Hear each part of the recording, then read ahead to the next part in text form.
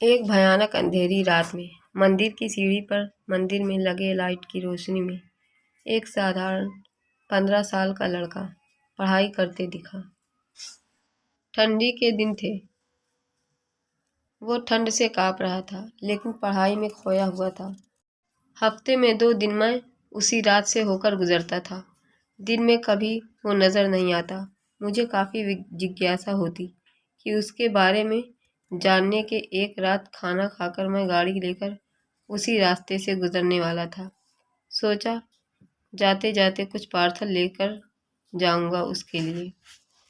मैं पार्सल लेकर गाड़ी से उस मंदिर के पास पहुंचा। लड़का सीढ़ियों पर बैठा हमेशा की तरह पढ़ाई कर रहा था। मैंने गाड़ी रोकी और उसके पास गया। मेरी तरफ जब उसने देखा तो वो मुस्कुरा दिया, जैसे वो मुझे पहले से जानता हो। मैंने उससे पूछा, बेटा तुम हमेशा यहीं पढ़ाई क्यों करते हो? सर, मेरे घर में बिजली नहीं आती। मेरी माँ बीमार रहती है और तेल डालकर दिया जलाने की लायक मेरी परिस्थिति नहीं है। बस इसीलिए मैं यहाँ आकर पढ़ता हूँ। तुम मुझे देखकर मुस्कुराए क्यों? मैंने पूछा, क्योंकि आप भगवान हैं।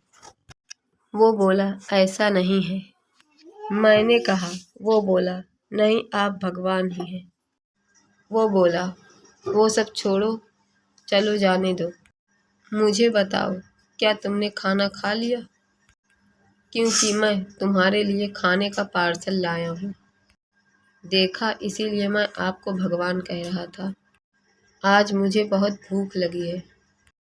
सुबह से मैंने कुछ भी नहीं खाया, लेकिन मुझे इस बात की ज़रा भी चिंता नहीं थी कि मैं जानता था कि जिसने भगवान ने मुझे भूख दी है, वो मुझे भूखा पेट नहीं सुलाएगा। किसी न किसी रूप में मुझे खाना देगा। और आप खाना लेकर आ गए। आप भगवान ही हो ना? मेरे पास कोई शब्द नहीं थे। अनजाने में ही मेरे हाथों पुण्य का काम हो रहा था। हर दिन कर्जे में डूबे होने के कारण ऊपर वाले को उस भगवान को कोसता रहता था। आज उसने मुझे ही भगवान की उपाधि देखकर शर्मसार कर दिया था।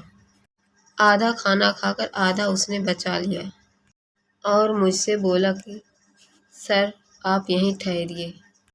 यह खाना मैं मेरी माँ को देकर आता हूँ। मंदिर से कुछ दूर पुराने घर की एक तरफ मैंने उसे जाते देखा। कुछ मिनट बाद वह वापस लौटा। उसके हाथों में मुट्ठी भर फूल थे।